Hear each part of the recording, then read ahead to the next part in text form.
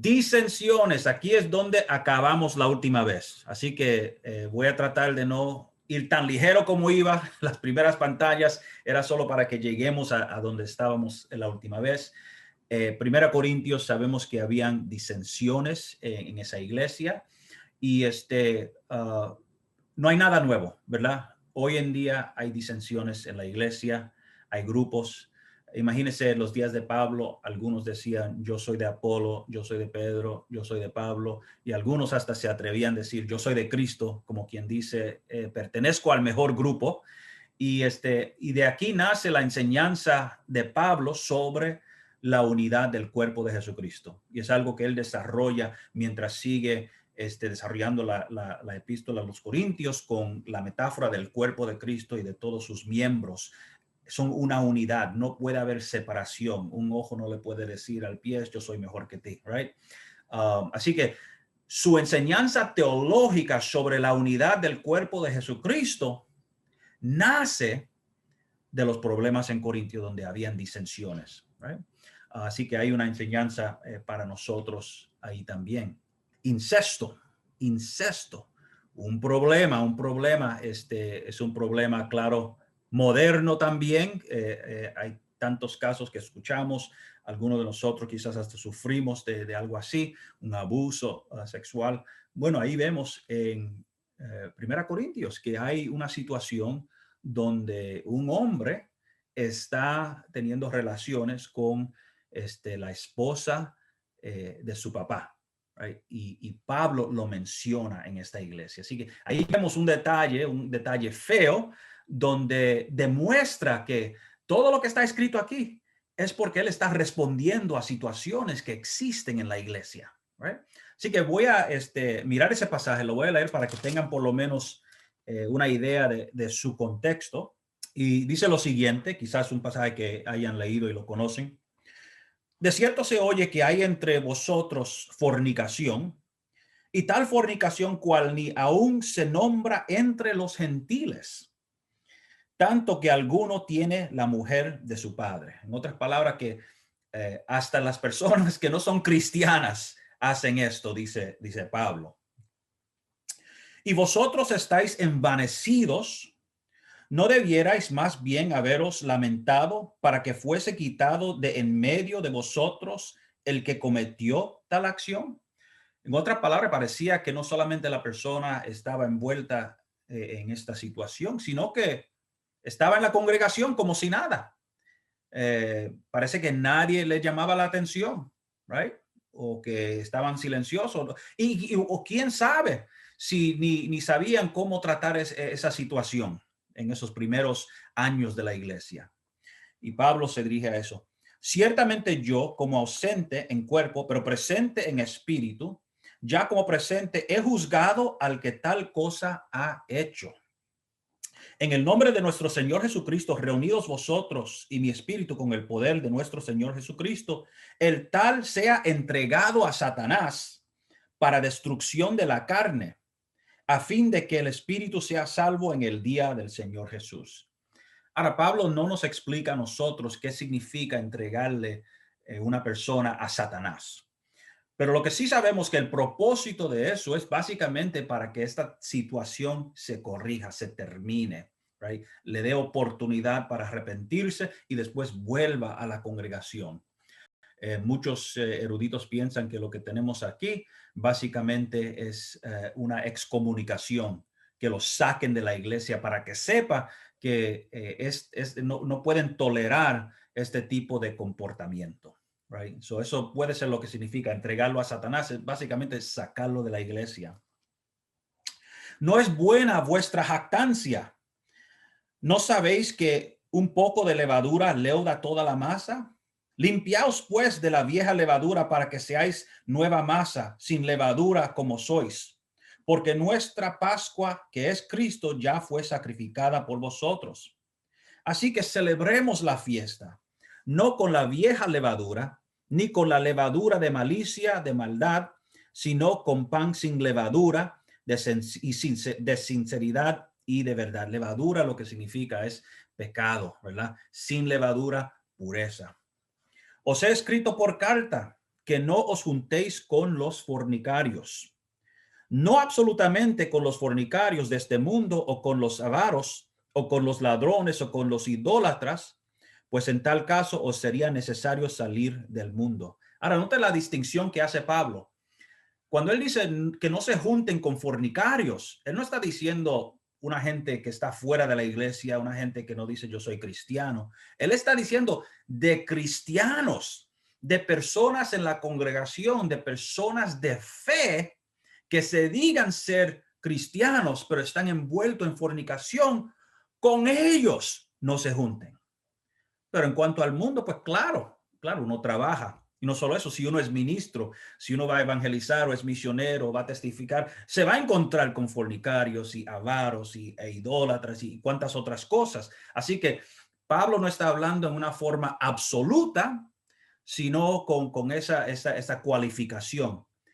A lo que él le importa es el comportamiento del cristiano, right? Por el cristiano, él es responsable. Por el comportamiento de la iglesia es responsable, no por lo que hace el mundo. Y es algo que vale la pena recordarnos porque muchas veces nos preocupamos por lo que hace el mundo.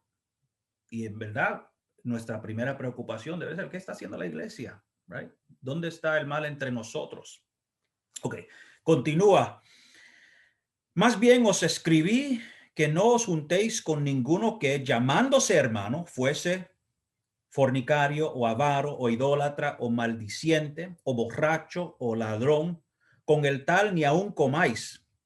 Porque ¿qué razón tendría yo para juzgar a los que están fuera? ¿No juzgáis vosotros a los que están dentro? Porque a los que están fuera Dios juzgará. Quitad pues a ese perverso de entre vosotros. ¿Ok? Así que ese es el veredicto de Pablo. Sáquenlo de la iglesia. Eso es lo que significa entregarlo a Satanás. Y de nuevo, no es para condenación absoluta, sino con la esperanza de que haya un arrepentimiento, que la persona le dé conciencia y diga, ok, yo estuve mal, no sé qué estaba haciendo, perdóname Señor, perdóname iglesia, y después regresa. Menosprecio de los débiles en el Señor. Esto es bien interesante. Este pasaje de 8:1 al 11 tiene que ver con la comida ofrecida a ídolos también. Right? So, en ese caso, lo que había dicho Pablo antes acerca de conciencia es lo que aplica aquí.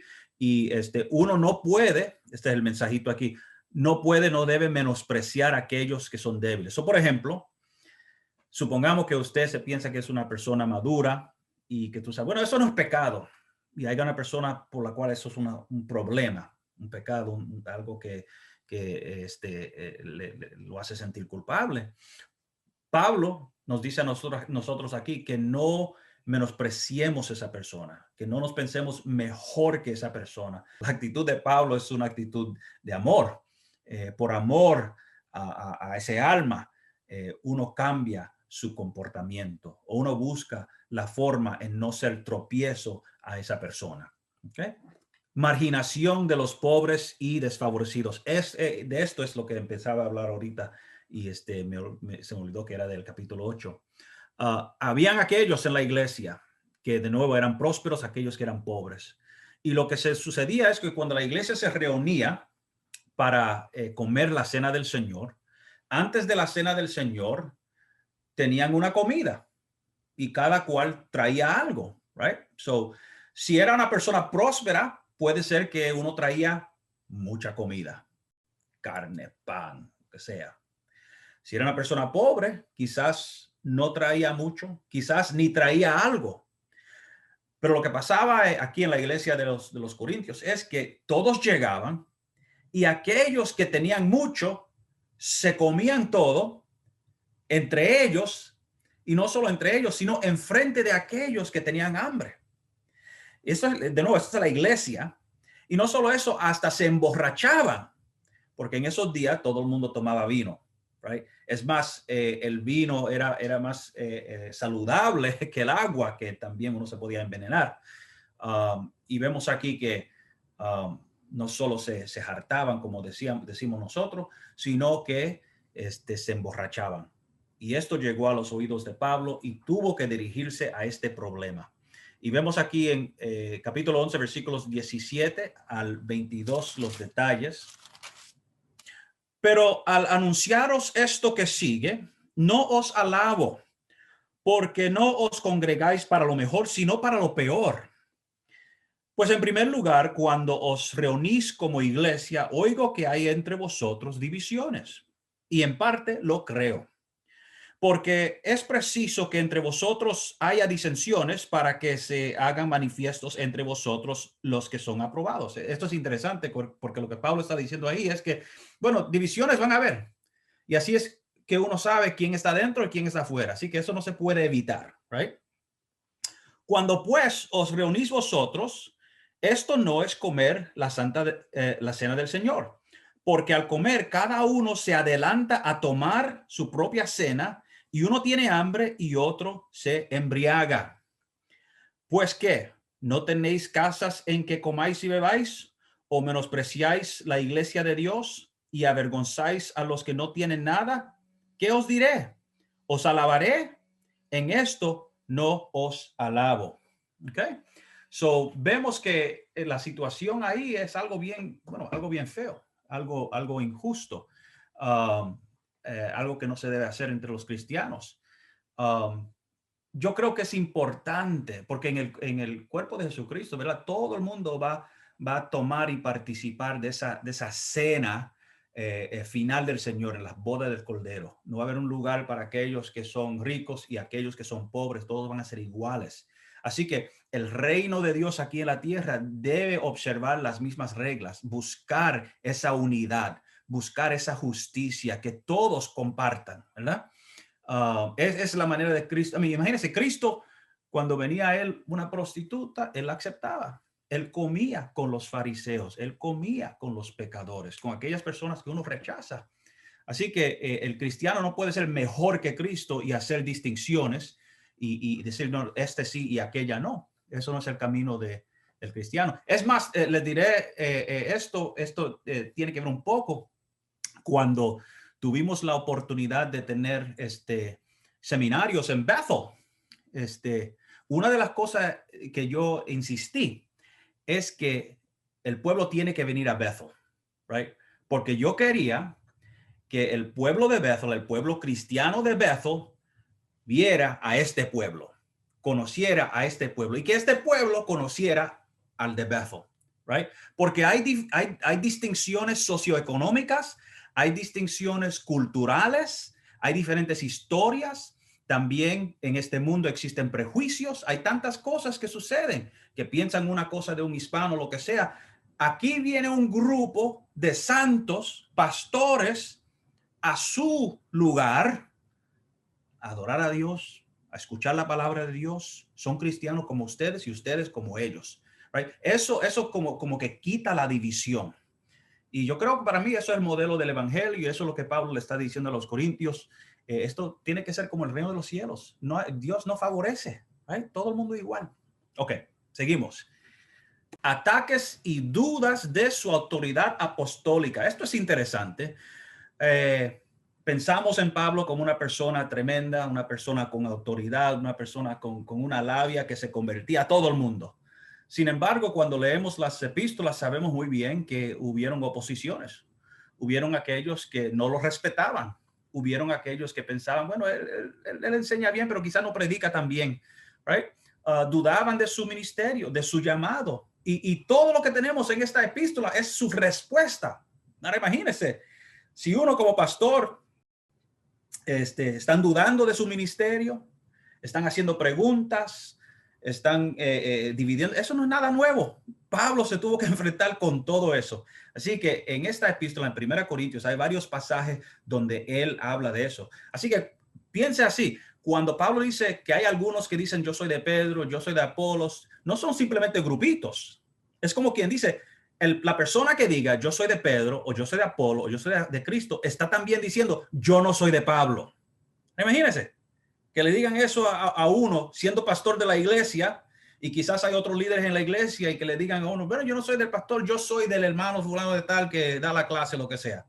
Es una falta de respeto, right? Es un ataque. Así que cuando uno lee el pasaje a la vista de eso, uno ve que es serio.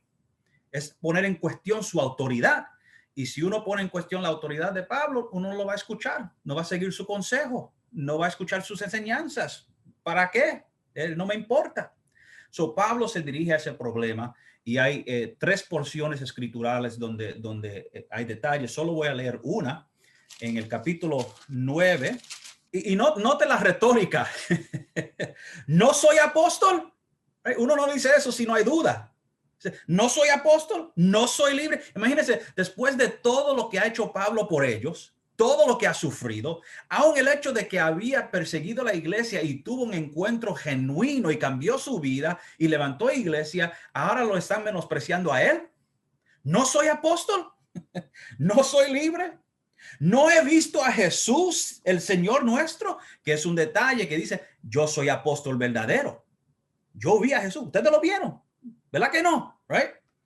No sois vosotros mi obra en el Señor. Imagínense, eso es como el vaso decirle al Señor, ¿por qué me hiciste así? O no me gusta cómo me hiciste. No, yo soy el Señor, tú eres el vaso, right? Yo soy el pastor, tú eres la iglesia. Si para otros no soy apóstol, para vosotros ciertamente lo soy. Eso es interesante porque eso lo que revela es aquello que había gente diciendo, para mí no es apóstol, para mí no es un enviado de Jesús. Ese hombre yo no lo conozco a él. Hay muchos maestros de ahí. O hasta podrían decir, no hay que ir a otros pastos si hay pastos aquí, right? Cosas que decimos nosotros algunas veces. Habían aquellos que dudaban de su apostolado. Y eso se estaba regando ahora entre los corintios. Y él dice, no, bueno, pues puede ser que yo no sea apóstol para esa gente, pero ustedes no existieran si no hubiera sido por mi apostolado. Para vosotros ciertamente lo soy, porque el sello de mi apostolado sois vosotros en el Señor, right? La evidencia está ahí, la grey, right? La medalla del apostolado, la iglesia, right? Ahí está el ID, el énfasis.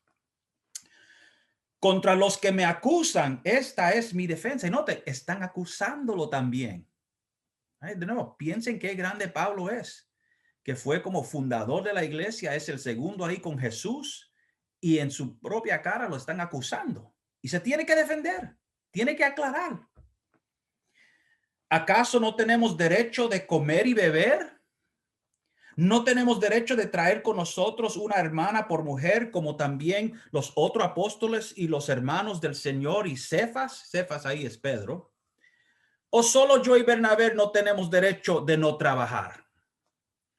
¿Quién fue jamás soldado a sus propias expensas? ¿Quién planta viña y no come de su fruto? ¿O quién apacienta el rebaño y no toma de la leche del rebaño? No estaban considerando su pastor. Right? Él está ahí para servir. Yo no tengo que suplir nada. Que no me pida nada de mí. Right?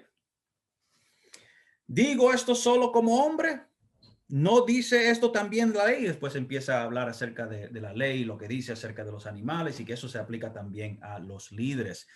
Básicamente, el obrero es digno de su salario, está trabajando por ustedes.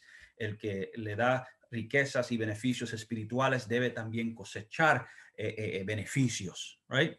So, imagínense, ataques sobre su apostolado y no solamente sobre su apostolado. Imagínense, y puede ser que decían, como no eres apóstol, no tenemos que apoyarlo. Right? Así que había unas consecuencias a esa actitud de menosprecio. Ok, Segunda Corintios, la segunda epístola a los Corintios que tenemos. Aquí vemos algo semejante. Hubieron un grupo de misioneros cristianos judíos llegaron a Corinto a criticar a Pablo y a su ministerio. Así que ya vimos que habían ataques y que menospreciaban el apostolado de Pablo. Y parece que sigue esa misma canción en Segunda Corintios. Y esto parece que son judíos, cristianos judíos, misioneros, que empiezan a llamarle la atención y decir, bueno, Pablo no es lo que dice. Capítulo 11. Y es interesante, solo voy a mencionar esto. Si uno lee el libro de los Hechos, muchos de los detalles que encontramos en el libro de los Hechos sirven para defender el ministerio de Pablo. En cada capítulo casi encontramos Pablo defendiéndose. Y así es que Lucas lo presenta. Y eso es interesante, porque lo que eso indica es que lo que está diciendo las epístolas, que es que está peleando por su identidad y por su lugar y defendiéndose, es algo que seguía aun cuando Lucas, que escribió después de la muerte de Pablo, Lucas continuaba con la defensa de Pablo, right? Que él siempre, imagínense, el llamado de Pablo, su conversión en el libro de los Hechos, ocurre 3 veces. Se menciona 3 veces. Imagínense, ¿por qué mencionar sus orígenes 3 veces? Porque había dudas. Habían aquellos que tenían preguntas, habían aquellos que no creían. Right? Así que vemos que defender a Pablo era algo que no solamente él mismo hacía con sus iglesias, sino después de su muerte, cuando Lucas escribió la historia de la iglesia, incluye muchos episodios donde Pablo se está defendiendo. Lucas no hubiera tenido que incluir eso si no hubiera sido todavía importante cuando estaba escribiendo. Vemos en 2 Corintios, aquí Pablo de nuevo defendiéndose. Voy a leer unos versículos acerca de esto. Y note cómo se defiende. No se jacta sobre su educación, right? o de los logros que tenían. Él mira los sufrimientos de un apóstol como evidencia de su llamado. 11:22 dice, son hebreos, right? Aquellos que lo están atacando. Yo también. Son israelitas. Yo también. Son descendientes de Abraham. También yo. Así que vemos que la acusación es que él era un falso. No era lo que dice que es. Y dice, no, yo soy israelita, yo soy hebreo, yo soy todo eso. Son ministros de Cristo, como si estuviera loco hablo, yo más. Ahora note, ¿cuál es la evidencia? ¿Cuál es la evidencia de que él es ministro de Cristo? Y es algo que nos debemos preguntar a nosotros cuando le preguntan a uno, bueno, ¿cuál es la evidencia de que tú eres un ministro de Cristo? Y a ver si suena como lo que Pablo dice. En trabajos más abundantes, en azotes sin número, en cárceles más, en peligros de muerte muchas veces. De los judíos 5 veces he recibido 40 azotes menos uno. Y dicho sea de paso, la razón por la cual hacen eso es porque la ley dice que solo le puede dar 40 azotes y si uno le da más, entonces uno es culpable ante la ley. Así que los judíos lo que daban eran 39 para asegurar que no salían desde los 40, pero él los recibió todo. 3 veces he sido azotado con varas, una vez apedreado, 3 veces he padecido naufragio, una noche y un día he estado como náufrago en el alta mar, en caminos muchas veces, en peligros de ríos, peligros de ladrones, peligros de los de mi nación, peligros de los gentiles, peligros en la ciudad, peligros en el desierto, peligros en el mar, peligros entre falsos hermanos, en trabajo y fatiga, en muchos desvelos, en hambre y sed, en muchos ayunos, en frío y en desnudez. Y además de otras cosas, lo que sobre mí me agolpa cada día, la preocupación por todas las iglesias. Imagínense, ¿cómo se sabe que es ministro de Dios? Bueno, ahí lo tiene. Ahí tiene toda la evidencia. No tiene nada que ver con educación, no tiene nada que ver con poder, no tiene nada que ver con lisonjería y labia y conocimiento. Tiene que ver por lo que uno ha sufrido por Cristo. Esto es una persona que ha decidido tomar su cruz con el fin de ser clavada sobre ella. Right? Eso es un ministro. Así que toda esta gente diciendo, bueno, él no es hebreo, él no es israelita, él no es esto y aquello, no predica bien. Oh, no, no, no, no, no. Mire la evidencia. Todo lo que he llevado a mi cuerpo por causa de Cristo. Ok. A ver si había algo más ahí. Una cosita más dice, si es necesario gloriarse, me gloriaré en lo que es de mi debilidad. Ahora imagínense, ¿quién le iba a decir a él, bueno, yo sufro más? Y yo también he sido agobiado y atacado. Eso no era el ataque de ellos. Right? So, es su forma de decir, yo soy un cristiano y un ministro de Cristo que ha pagado el precio. Soy una persona genuina y con integridad. He tomado en serio este llamado hasta el punto que sufro y sufro hasta la muerte. Right? Pablo es el mismo que dice luego en Filipenses que es un regalo de Dios, no solamente creer en él, sino sufrir por él. Right? Y claro, Pablo cuando dice esto, no solo se está defendiendo, diciendo, mire la evidencia, le está dando a los corintios un ejemplo de cómo ellos deben percibir este camino cristiano. Ellos también deben de esperar, añorar la oportunidad de sufrir por Jesús. Alguien le había hecho mal a Pablo. La epístola no describe cuál fue el mal, pero parece que fue algo personal. Pero vemos aún así que Pablo perdona. El 7:12, así que aunque os escribí, no fue por causa del que cometió el agravio, ni por causa del que lo padeció, sino porque se os hiciese manifiesta nuestra solicitud que tenemos por vosotros delante de Dios. Sí, se refiere a eso. Y luego en otra parte habla de perdonar el individuo. Así que aún así Pablo, aunque fue algo personal, algo que lo chocó, que le hizo daño y le dolió, después de dirigirse a esa situación, lo perdona. Y en eso es ejemplo también para los corintios. Ok, Gálatas. Gálatas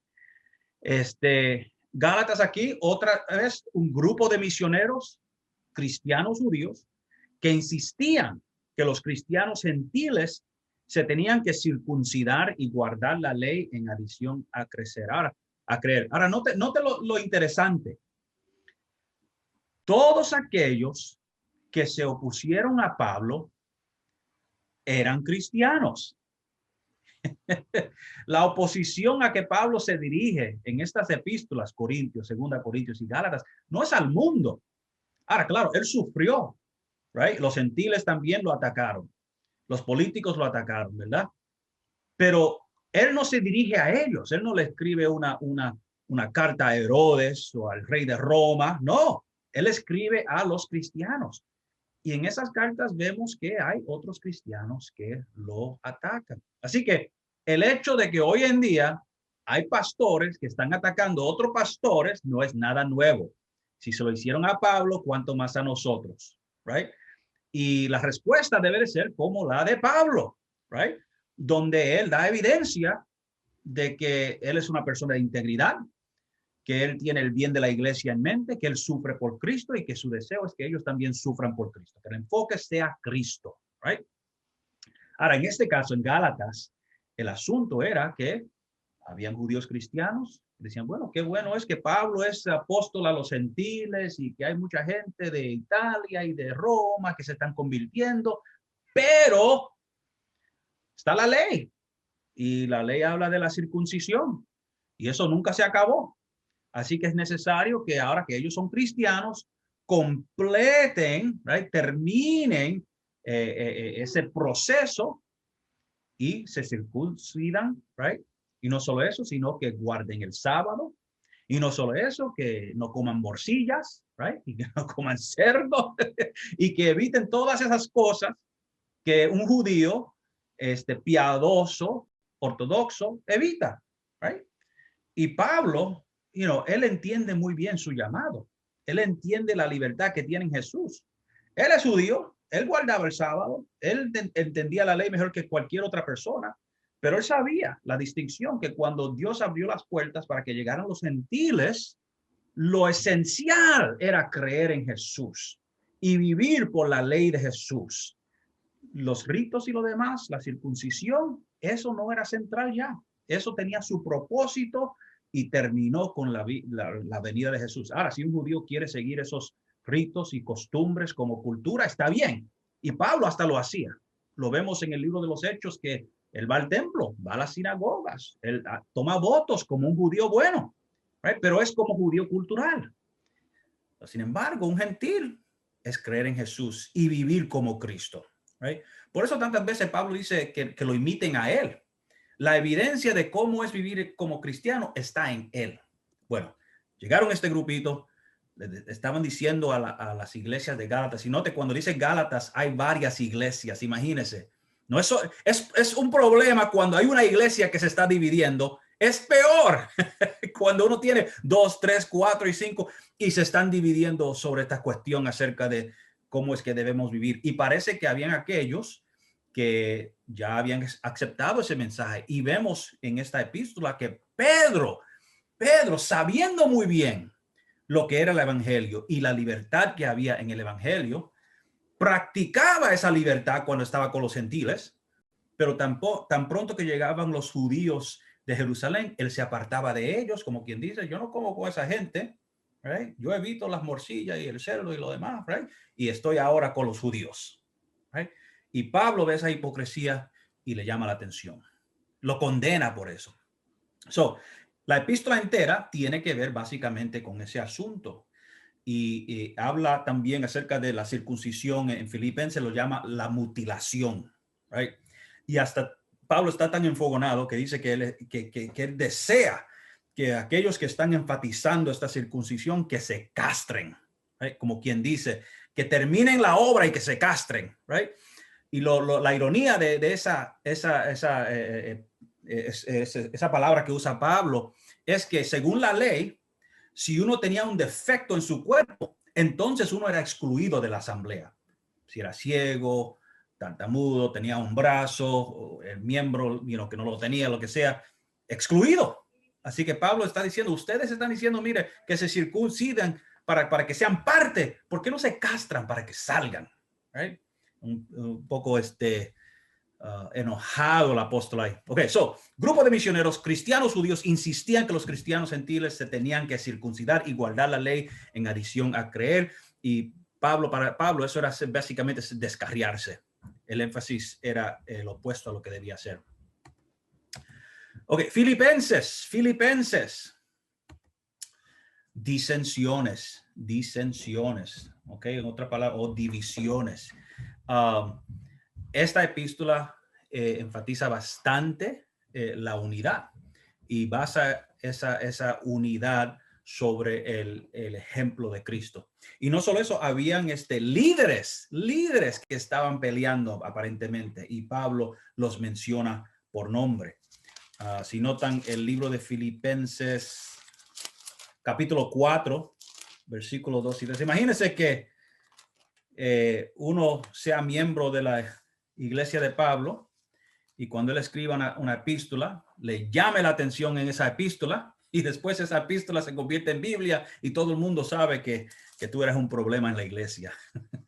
Capítulo 4, versículos 2 al 3, dice lo siguiente: ruego a Evodia y a Síntique que sean de un mismo sentir en el Señor. ¿Por qué? Porque estaban divididas, habían disensiones. Estas eran dos líderes en la iglesia, y noten que eran mujeres que eran líderes en la iglesia, right? Las mujeres fueron las primeras que escucharon las nuevas de Jesús, que se convirtieron a Cristo, estuvieron ahí en la tumba, eran muy importantes. Pero en este caso, habían dos que eran líderes, pero sin embargo, parece que chocaban. Y Pablo dice, le digo a ellas que piensen la misma cosa, right? Sean de una mente. Asimismo, te ruego también a ti, compañero fiel, que ayudes a estas que combatieron juntamente conmigo en el evangelio, con Clemente también y los demás colaboradores míos, cuyos nombres están en el libro de la vida. Es interesante que él quiere asegurar que nosotros entendamos. Ellas son dignas, combatieron en el evangelio. Cuando él primero empezó a regar el evangelio, ellas combatieron. Ellas fueron útiles. Sus nombres están en el libro de la vida, pero ahora hay una situación que Pablo no describe donde hay una división entre ellas. Y eso es algo dañino para la iglesia. Así que él pide que ellas se reconcilien, que piensen la misma cosa. Básicamente es que se reconcilien, que dejen de pelear, que busquen trabajar juntas con un propósito. Y eso es algo que vemos en este pasaje, pero en otras partes de Filipenses también. Otro pasajito, solo dos versículos aquí 2 al 4, dice lo siguiente Pablo a los filipenses: completad mi gozo sintiendo lo mismo, teniendo el mismo amor, unánime, sintiendo una misma cosa. Nada hagáis por contienda o por vanagloria, antes bien con humildad, estimando cada uno a los demás como superiores a él mismo, no mirando cada uno por lo suyo propio, sino cada cual también por lo de los otros. Así que el problema que hubo entre las divisiones, no solamente de estas hermanas, sino parece que había más en la iglesia, que lo que le importaba más era lo suyo que lo de los demás, right? Que se consideraban más importante que los demás, right? Y él dice, completad mi gozo, piensen lo mismo, sean del mismo sentir, tengan el mismo propósito, que nadie se crea mejor que el otro, right? Y podemos ver ahí, nada cambia, right? Porque hoy en día así mismo somos, right? También había el peligro de la insistencia en la circuncisión para cristianos gentiles. Así que el problema que hubo en la iglesia de los Gálatas también existía en Filipenses. Ahora no era lo mismo que en Gálatas, porque en Gálatas se había regado sobre varias iglesias que estaban ya considerando y moviéndose hacia el judaísmo y sus prácticas, pero ese peligro existía también con los filipenses y él lo menciona, capítulo 3, versículo 2. Y note las palabras que usa Pablo, de nuevo, palabras fuertes. Como dicen los puertorriqueños y quizá otros latinos también, no tenía pelo en la lengua, ¿right? Lo decía como era raspado. Capítulo 3, versículo 2 y 3 dice, guardaos de los perros, guardaos de los malos obreros, guardaos de los mutiladores del cuerpo. Esa palabra mutilador del cuerpo está refiriéndose a la persona que practica la circuncisión, que está tratando de decirle a los cristianos gentiles que se tienen que circuncidar. No es una circuncisión, no tiene nada de espiritualidad, es mutilación, right? Comparado a servir a Cristo. Perros ya eran yo sé que nosotros, muchos nos gustan los perritos, pero para un judío el perro era un animal inmundo. Y eso Pablo se refiere a los inmundos de esa manera. Es más, en el libro Apocalipsis, cuando venga el reino de los cielos y la nueva Jerusalén y todo, dice que afuera estarán los perros, right? Y es una forma de referirse a la inmundicia. No se preocupe si tiene un perro que ama, quizás está en el cielo, quién sabe. Son 3, 2 al 3. Capítulo 7, versículo 7 al 11. Un pasaje que ya lo conocen muy bien. Solo voy a leer estos versículos para que tengan más contexto. Pero cuantas cosas eran para mí ganancia, las he estimado como pérdida por amor de Cristo. Y ciertamente aún estimo todas las cosas como pérdida por la excelencia del conocimiento de Cristo Jesús, mi Señor, por amor del cual lo he perdido todo y lo tengo por basura para ganar a Cristo y ser hallado en él, no teniendo mi propia justicia, que es por la ley, sino la que es por la fe de Jesucristo, la justicia que es de Dios por la fe, a fin de conocerle y el poder de su resurrección y la participación de sus padecimientos. Note eso, participación de sus padecimientos, lo mismo que él había descrito en el capítulo 11 de 2 Corintios, llegando a ser semejante a él en su muerte, si en alguna manera llegase a la resurrección de entre los muertos. En eso se deben enfocar, no en la ley y sus tradiciones y sus ritos, en padecer por Cristo, en conformarse a Cristo. Primera Tesalonicenses, ansiedad, había ansiedad en esta iglesia. Primera Tesalonicenses, dicho sea de paso, creo que lo he mencionado ya en otra ocasión. Esta fue la primera epístola que Pablo había escrito. Así que si quieren ustedes saber qué es lo primero que se escribió después de la muerte de Cristo, Primera Tesalonicenses es. Aquí vemos los orígenes del cristianismo según Pablo y según la situación en Tesalónica. ¿De qué era la ansiedad? Bueno, Pablo no había vuelto después de establecer la iglesia, right? Imagínense, está en la iglesia, o no, va a Tesalónica, funda la iglesia, pero tiene que salir por la persecución y Pablo está preocupado. ¿Qué le habrá pasado a la iglesia? ¿Estarán perseverando? ¿Cómo están? Y entonces decide enviar a Timoteo a animarla. Por eso esta epístola, cuando Pablo la escribe, menciona a Timoteo también. So, de nuevo, imagínense, va a un lugar, hay mucha oposición, por la gracia de Dios establece la iglesia, hay conversiones, hay sanidades, hay personas que sus vidas han sido cambiadas, pero la oposición y la persecución es tanta que tiene que salir lanzado de la ciudad, huyendo. Claro, se va a preocupar, ¿qué le habrá pasado a ellos? ¿Pudieron perseverar? Y entonces envía a Timoteo con esta epístola para saber de ellos, right? Díganos cómo está la grey, cómo está los hermanos, sufrieron, perseveraron, están creciendo, han menguado y Timoteo regresa con un reporte positivo, right? Que siguen animados y siguen creciendo. Y no solo eso, sino que se han convertido en un ejemplo para las demás iglesias. Sí, era más de lo que esperaba Pablo. Noticias buenísimas.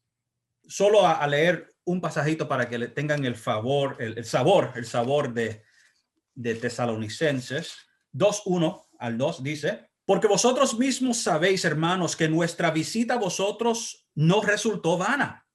Pues habiendo antes padecido y sido ultrajados en Filipos, como ya sabéis, tuvimos denuedo en nuestro Dios para anunciaros el evangelio de Dios en medio de gran oposición. En otras palabras, cuando Pablo llegó hacia los tesalonicenses, era huyendo de los filipenses, right? Pudo alzar una iglesia allá, hubo oposición, tuvo que huir, dio fruto también su visita en Tesalónica y después tuvo que salir también, y se refiere a eso.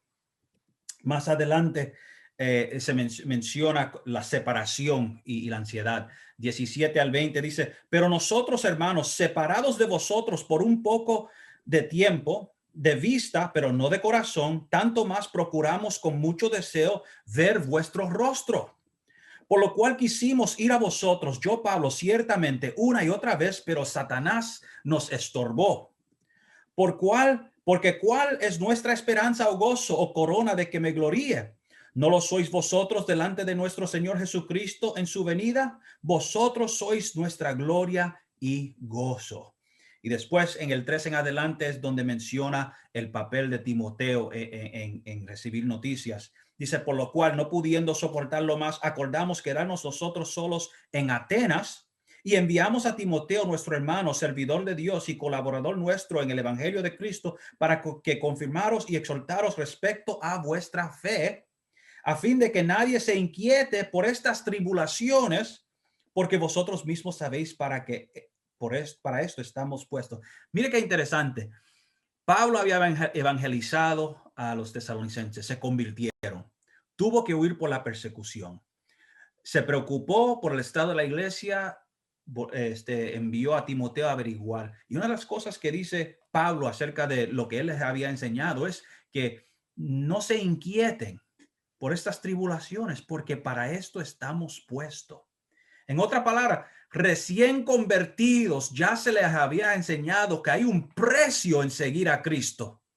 Y ese precio es parte del paquete, es parte del llamado. Eso es lo que significa tomar su cruz, es para ser clavado sobre ella. Es una enseñanza para nosotros, quizás que pensamos que para que la gente no se vayan o no huyan, tenemos que prometerle tantas cosas de consuelo, paz, bendición, prosperidad. ¿Quién sabe cuántas cosas le ofrecemos como si fueran las Navidades? Sin embargo, lo que Pablo le ofrece es tribulación. No se preocupe, porque esa es evidencia de que está bien. Right? Ok, para terminar. Porque también estando con vosotros os predecíamos que íbamos a pasar tribulaciones, como ha acontecido y sabéis. Por lo cual también yo, no pudiendo soportar más, envié para informarme de vuestra fe, no sea que os hubiese tentado el tentador y que nuestro trabajo resultase en vano. Pero cuando Timoteo volvió de vosotros a nosotros y nos dio buenas noticias de vuestra fe y amor, y que siempre nos recordáis con cariño, deseando vernos como también nosotros a vosotros. Por ello, hermanos, en medio de toda nuestra necesidad y aflicción, fuimos consolados de vosotros por medio de vuestra fe.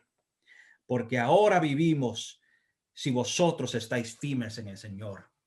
Hubo sufrimiento con los tesalonicenses, hubo sufrimiento con Pablo, pero mutuamente fueron afirmados y se regocijaron en el hecho de que crecían y estaban firmes en el Señor. Right? Esos son los valores cristianos. Right? No es que uno esté cómodo, que todo vaya bien, que no haya problemas. No, es que en medio de todo eso, la fe siga creciendo, fortaleciéndose. Es lo que ofrece el evangelio. Ok. Preocupación por el destino de los muertos, la segunda venida de Cristo. Ok, habían aquellos que escucharon a Pablo hablar acerca de la venida de Jesús. Viene otra vez, right? Y lo que pasó fue que algunos se habían muerto y Cristo no había venido. Y en esa etapa temprana de la iglesia, no habían experimentado toda la enseñanza de la iglesia, todo lo que tenía que ver con la escatología, qué vendría a ser, y se preocuparon por aquellos que se murieron. ¿Y qué de ellos? No estuvieron aquí para la segunda venida. Y Pablo clarifica, no se preocupen, que cuando suene la trompeta, ellos primero son los que se van a ir, van a resucitar de entre los muertos. Y entonces nosotros seremos arrebatados con ellos. Así que él tuvo que aclarar la teología del futuro, la escatología. ¿Qué va a pasar con los muertos? No se apure, que ellos no se van a perder, right? No van a perder la oportunidad o perder ese viaje hacia el cielo. Ellos se van a adelantar y nosotros después de ellos. Y note también que Pablo, esta primera epístola de Pablo, parece que Pablo espera estar vivo, right? Durante el rapto. Él dice, nosotros que estamos vivos, como quien dice, él viene durante mi vida, right? Así que vemos cuán temprana esta epístola es. Cuando lleguemos a otras epístolas que escribió más tarde, habla con un poco de incertidumbre. Puede ser que esté, puede ser que no. Y luego dice que soy un sacrificio, right? Así que aún ahí podemos ver la humanidad de Pablo en su apostolado, que certeza, yo me voy. Luego se da cuenta, wow, pasaron varios años, right? No sé, pero sí siempre tenía su esperanza en Jesús, que vendría, sea que él estuviese vivo o muerto, pero de todo modo iba a irse con él. Right? So, Tesalonicenses. Segunda Tesalonicenses, parece que esta epístola fue escrita bueno, casi inmediatamente después de la primera epístola. ¿Por qué? Porque las personas todavía tenían preguntas acerca de, bueno, y del anticristo, porque estaban aprendiendo, right? So, ahora el temor que ellos tuvieron era que el Señor había llegado. Quizás vino y ya todo sucedió y nos quedamos, right? Y Pablo aclara básicamente, bueno, estas son las señales que tiene que observar, right? Y habla del hombre de pecado, el anticristo y cuantas otras cosas. Y aún viendo eso, no hemos llegado al fin. Así que aclara el timetable, como decir, la cronología. Pero es interesante que las dos epístolas tratan con la escatología, la enseñanza de los últimos días. En una no sabían acerca de los muertos, en otra temían que Dios ya había venido y perdieron la oportunidad de ser partícipes. Filemón, la epístola más cortita del apóstol. Esta epístola es una epístola de un capítulo y es bien interesante porque tiene que ver con un esclavo que se había escapado, había huido de su señor y que se convierte con Pablo. Y después a Pablo lo devuelve a su dueño, pero de la forma en que lo devuelve, básicamente está pidiendo que le dé la libertad, porque ahora es no propiedad, simplemente es hermano y ayuda para Pablo. So, dos o tres detalles aquí. El retorno de Onésimo. Onésimo era el esclavo de Filemón, right? So, no sabemos las circunstancias que ocurrieron, pero sí Onésimo huyó de Filemón. Filemón sí era cristiano. So, en esos días cristianos tenían esclavos, era parte de la economía y la cultura de Roma. So, Filemón tenía su esclavo. Filemón era cristiano. Parece que Filemón también tenía una iglesia en su hogar, right? Pero Onésimo huyó, se escapó. ¿Quién sabe por qué? Quizás fue abusado, quizás lo maltrataron. Nadie se va porque le da la gana, right? Se encontró con Pablo, Pablo le ministró, compartió el evangelio y se convirtió, right? Ahora Pablo podía soltarlo y decirle, bueno, vete y sirva al Señor. Pero él supo que lo correcto era devolverlo, pero también pedir por él, right? Que su actitud cambie la de Filemón y que abra las puertas por él. Y si haya robado algo y le costó algo al dueño, que se lo cobrara a Pablo. Right? Que Onésimo se había convertido, que estos son los detalles, si quieren apuntarlos. Onésimo se había convertido y ahora Pablo pide que lo reciba como hermano. Right? Ya no como propiedad, ya no como si fuera el dueño de él, ya no como si tuviera la autoridad de darle una pela, como decimos los puertorriqueños, de caerle encima. Right? No, recíbalo como un hermano, que es básicamente decir, perdónalo. Right? Y uno se imagina cuáles serían las consecuencias de perdonar a un esclavo que haya hecho algo así. Es posible que Filemón tuvo otros esclavos y ven que regresa Onésimo y que Filemón no le hace nada. Quizás ellos también se atreven a salir. ¿Quién sabe cuáles son las consecuencias? Pero a eso no le importa a Pablo. Él dice, recíbelo como un hermano. ¿Por qué? Porque es hermano ahora. Right?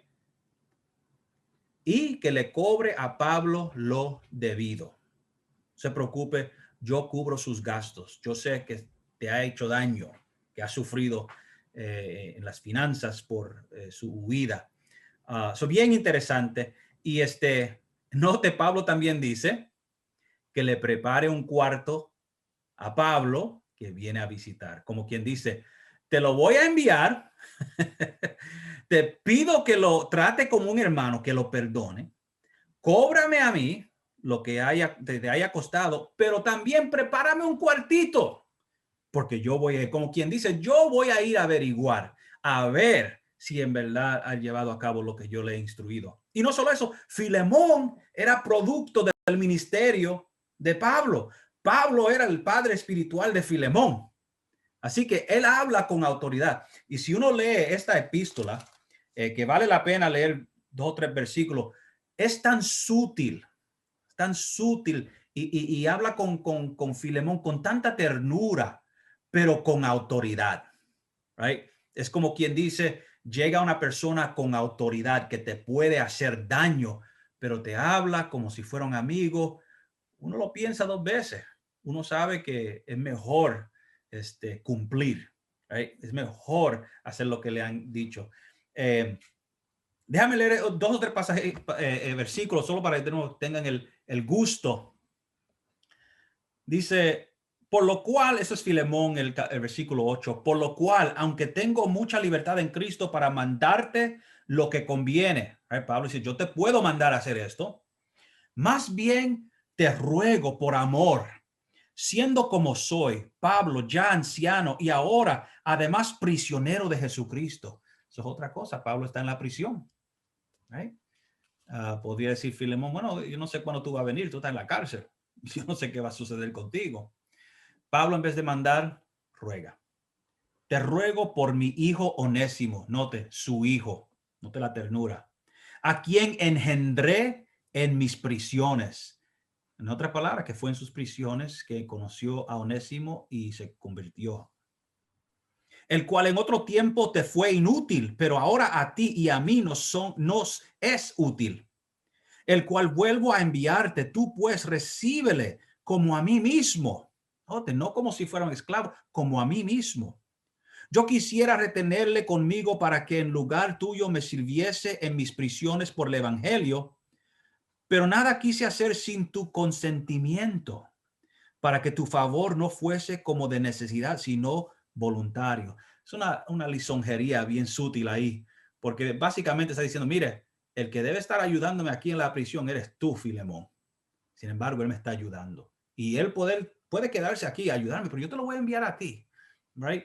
No quiero hacer algo a las malas. Vamos a hacer a las buenas. Él es hermano de nosotros ahora. Right? Porque quizás para esto se apartó de ti por algún tiempo para que le recibiese para siempre. Hermanos, por la eternidad. No ya como esclavo, sino como más que esclavo, como hermano amado, mayormente para mí, pero cuánto más para ti, tanto en la carne como en el Señor. Wow. Así que, Si me tienes por compañero, recíbele como a mí mismo. Y si en algo te dañó o te debe, ponlo a mi cuenta. Yo, Pablo, lo escribo de mi mano, yo lo pagaré, por no decirte que aún tú mismo te me debes también. Right? Don't forget, you owe me. You owe me. Sí, hermano, tenga yo algún provecho. Sí, hermano, tenga yo un provecho de ti en el Señor. Conforta mi corazón en el Señor. Te he escrito confiando en tu obediencia, sabiendo que harás aún más de lo que digo. No solo lo que yo recomiendo aquí en una forma bien tierna y pacífica, que va a hacer todo lo que pueda para hacer más de la cuenta. Prepárame también alojamiento, porque espero que por vuestras oraciones os seré concedido. Okay? I mean, that's just a beautiful, rhetorically beautiful passage. En su retórica es una epístola hermosa, cortita, un capítulo, pero impactante, right? Ok. Conclusión. Y esto es las conclusiones de las epístolas, ¿verdad? Pablo detalla planes de viaje que afectarán los lectores. Así que no solo les da instrucciones acerca de su comportamiento, cómo deben creer, correcciones, instrucciones, pero también tiene planes. Va a viajar. Algunas veces necesita la ayuda de ellos, algunas veces quiere mandarles algo. Right? Tenemos esos detalles. Normalmente estas son las partes que quizás ustedes no las leen o no se predica mucho de estas porque parecen detalles cotidianos y no tienen el oro teológico, pero son importantes. En Romanos capítulo 15, versículos 22 y 33, da detalles de los planes que tiene. Ya los mencioné, pero tengo el detalle aquí, planes de viajar a España. Right? Y lo que quisiera tener es el apoyo de Roma. Right? Como les dije, nunca los conoció los de Roma, pero él sí conocía a muchos que estaban en Roma, en las iglesias, y al final del libro menciona todos los nombres de ellos. Él les presenta su teología, él les presenta su misión, él les habla acerca de la ofrenda que va a colectar para los santos en Jerusalén y que quisiera él cosechar eso de ellos para ayudar a los de Jerusalén, pero también que ellos lo apoyen en su ministerio a España. Right? Esto podríamos decir es como una carta misionera para levantar fondos también. Imagínate que yo nunca he visto una carta misionera así hoy en día, que sea 17 capítulos de teología y después pida dinero. Pero así es con Pablo. Va rumbo a Jerusalén. Ofrenda para los santos, entre los santos, como yo he dicho, así que les informa acerca de eso también. Corintios también tiene detalles acerca de sus planes al final. Piensa ir a Corintios y quedarse ahí durante el invierno. No es como hoy en día que uno se puede montar sobre un avión, en un avión, sea invierno, otoño, primavera o verano. Uno no puede viajar en el invierno. Uno no quiere encontrarse en un naufragio ahí en el mar en el invierno. Right? Uno espera los días buenos para viajar.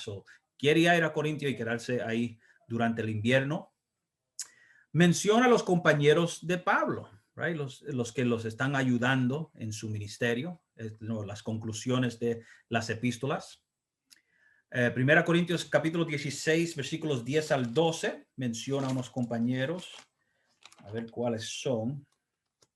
Dice lo siguiente: y si llega Timoteo, mirad que esté con vosotros con tranquilidad, porque él hace la obra del Señor, así como yo.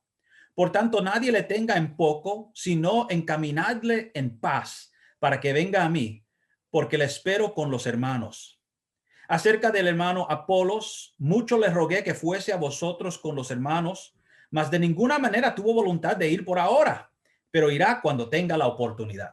Okay, te voy a enviar a Timoteo. Cuando vaya allá, trátenlo como si me tratan a mí, porque él trabaja como yo trabajo. Y después les informa acerca de Apolo. Apolo no pudo venir, no quiso venir, pero va a ir cuando pueda, cuando tenga la oportunidad. Estos son los detalles que mencioné ahora mismo. Traten a Timoteo bien si visita. Apolo vendrá cuando pueda. Colosenses. Una de las conclusiones, yo creo, más interesantes que encontramos en las epístolas. Menciona a Tíquico y Onésimo, que vendrán a Colosas. Ahora note, Onésimo, el que era el esclavo de Filemón, ahora aparentemente está trabajando con Pablo. Y dice a los colosenses, voy a enviar Tíquico y Onésimo a ustedes. Right? So, parece que Filemón sí hizo lo que Pablo le pidió y aún más. ¿Quién sabe si le dijo a Onésimo que sirviera a Pablo en lo que quisieran? Right? Bien interesante. Saludos, hay saludos de compañeros y algunos están encarcelados con Pablo, una realidad. Y dicho sea de paso, la razón por la cual hay aquellos que iban a ayudar a Pablo en la cárcel es porque las cárceles en esos días no es como hoy en día, que si uno se encuentra en la cárcel le dan comida, le dan televisor, puede dar salpesas. si va a una prisión en Roma, te pudre.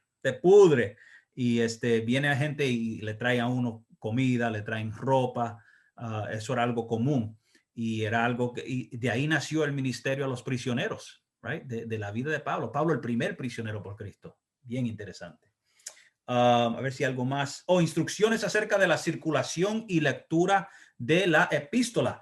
Aquí es donde nos dice en una forma explícita que la carta que Pablo le envía a los colosenses es para que sea compartida con otras iglesias. Y él menciona la Odisea. Ahora, ustedes pueden buscar en sus Biblias, no hay una epístola a los laodicenses. No tenemos esa epístola, pero aparentemente Pablo escribió Colosenses, dice, mire, envíele a los laodicenses esta epístola y después tome la de los laodicenses y léenla a ustedes. Que básicamente compartan las epístolas y así se regó las enseñanzas de Pablo. Voy a leer esta porción solo de nuevo para que tengan el sabor de la epístola. Colosenses, capítulo 4, versículo 7. Note que interesante estos detalles. Todo lo que a mí se refiere os lo hará saber Tíquico. Y Tíquico, dicho sea de paso, se menciona también en la epístola a los Efesios. Amado hermano y fiel ministro y consiervo en el Señor, el cual he enviado a vosotros para esto mismo, para que conozca lo que a vosotros se refiere y conforte vuestros corazones. Y con Onésimo, ahí está Onésimo, el que era esclavo de Filemón, amado y fiel hermano, que es uno de vosotros, o sea, de Colosa. Todo lo que acá pasa, os lo harán saber.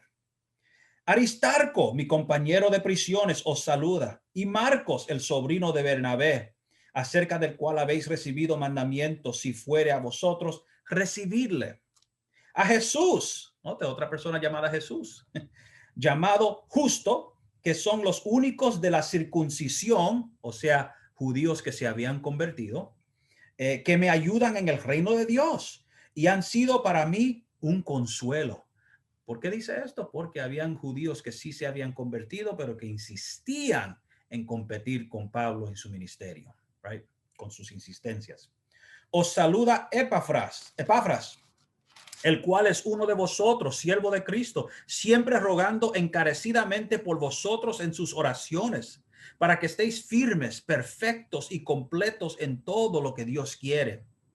Porque de él doy testimonio de que tiene gran solicitud por vosotros y por los que están en la Odisea y los que están en Hierápolis. Hierápolis es otra iglesia o otro lugar donde hay iglesias o iglesias que no se menciona en el Nuevo Testamento. Right? Os saluda Lucas, el médico amado, y Demas. Saludad a los hermanos que están en la Odisea y a Ninfas y a la iglesia que está en su casa. Y aquí está la parte importante acerca de compartir esta carta. Dice, cuando esta carta haya sido leída entre vosotros, haced que también se lea en la iglesia de los laodicenses y que la de la Odisea la leáis también vosotros. Decida Arquipo Mira que cumplas el ministerio que recibiste en el Señor. La salutación de mi propia mano de Pablo, acordaos de mis prisiones, la gracia sea con vosotros. Amén. ¿Okay? Así que lo último que le dice, no solamente acerca de compartir las epístolas, sino que, mire, hay una persona que recuérdale que cumpla con su ministerio. Necesitaba un empuje aparentemente. Y note que él toma la pluma, por decirlo así, y escribe su firma. Dice, esto viene de Pablo. Ok. Romanos 16. Tenemos la recomendación de Febe, que es una diaconisa y la que lleva la epístola. Okay, so ella es la que está cargando esta epístola para ir a los romanos, dársela a los romanos. No vemos el papel de las mujeres en el Nuevo Testamento. Dice lo siguiente: os recomiendo además nuestra hermana Febe, la cual es diaconisa de la iglesia en Kencrea, que la recibáis en el Señor como es digno de los santos y que la ayudéis en cualquier cosa en que necesite de vosotros, porque ella ha ayudado a muchos y a mí mismo. Tremenda recomendación de Pablo. Saludos a algunos en Roma y de algunos con Pablo. Y esto es interesante porque, de nuevo, como Pablo no conoce, o la iglesia en Roma no lo conocen, sí hay personas allí que lo conocen, right? So él menciona a esas personas como quien dice, mire, yo conozco esta persona, aquella, le mando saludos, como quien dice, para que ellos digan algo de mí. Right? Ellos pueden confirmar, yo soy quien digo que soy y represento el evangelio que yo les estoy presentando. Y también manda saludos de aquellos que están con él, que los conocen a ellos. Es una forma de inspirar confianza entre los dos. Y de nuevo, como dije, hay como 10 o 20 nombres ahí. Y después, al final, la doxología o la bendición. Cada epístola termina con una doxología, que es básicamente el momento donde el apóstol le da gloria a Dios por la oportunidad y por ellos, y lo menciona al final. Y yo creo que esto es el final de esta pantalla.